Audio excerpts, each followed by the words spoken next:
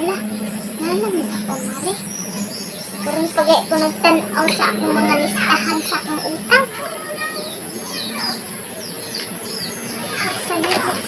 Kasayo ba ang bayhanan ni? Tago ka ko no? Daday na ako nga. Paihang pare.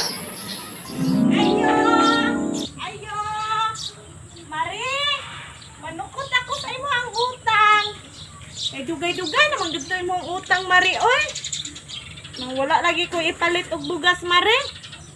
Eh, muhang kumpare pod, wa pod kaabot.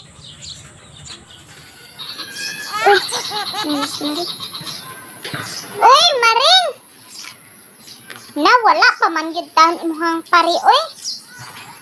Tanaw-tanaw, lagi ko sa kong mga utang lagi sa notebook lagi, kay kanus ako ni mabayaran. Sige, Maring, paabot-abot tara, Maring, ha? Muabot si pare, ako rang inon. Mari, uli na ko, Mari. Ingnar ako, Mari, ha, nga. Si pare mo abot na. Kaya ako laging gamito ng kwarta, Mari.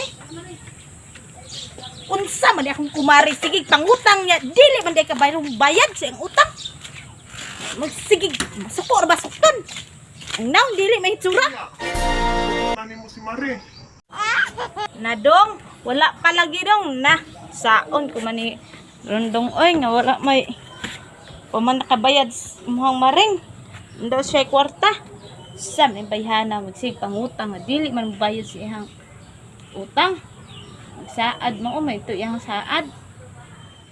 Aw, wala na ka nakapanukot. Abi na kog naa ka kung ipalit og tambal lagi. Eh, nilantan ko.